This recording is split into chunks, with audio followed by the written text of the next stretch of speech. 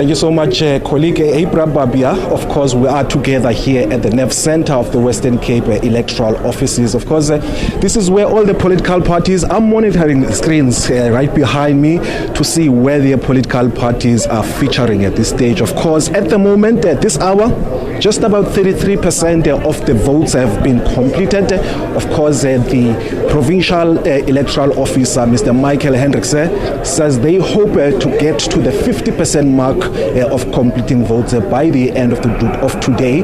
Of course, that means that we still got a long way to go in terms of seeing who is going to be emerging as the victor in this election. Of course, at the moment, the DA still seems to be still in the lead at around 55%. But of course, if those numbers continue and maybe they are drastically, reversing the other way, we can maybe see them going down or increasing. To make more sense of these numbers, I invite now my guest, Dr. Cheryl Africa from the University of the Western Cape. Cheryl, thank you so much for your time. Firstly, the DA seems to be on par to become the majority party once again. Do you think they've been able to consolidate their numbers?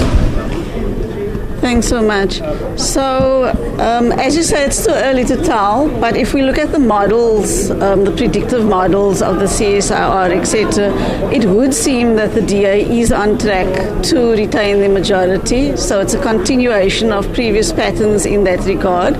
And the ANC as the second largest party, where there's been a bit of a difference is with the smaller parties. There was quite a bit of hype regarding the smaller parties, and actually what we'll probably see is some of the smaller parties fall away, and then the big story, of course, is the Patriotic Alliance, where we see them emerging as a very strong contender.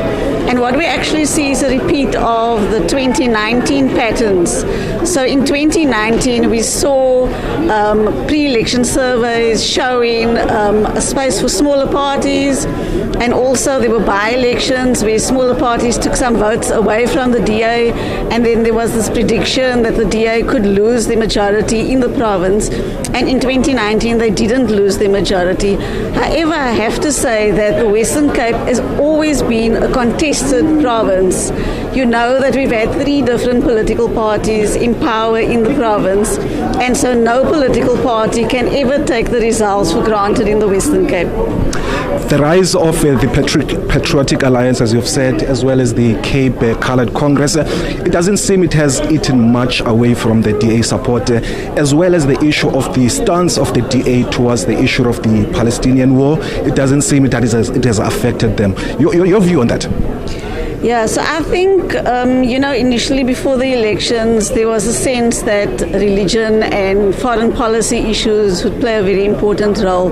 But it would appear that it's bread and butter issues, and the whole debate around identity and ethnicity is now starting to rear its head as we unpack and analyze the results. But for me, what's very important is to ask the question, why? So if there's a vacuum created by the DA and the ANC, and parties are starting to fill that vacuum, and now there's this critique as to they are appealing to a particular demographic, they're appealing to the color demographic specifically. We need to ask why that is and unpack that. All right, thank you so much, Dr. Cheryl Africa, a political analyst at the University of the Western Cape.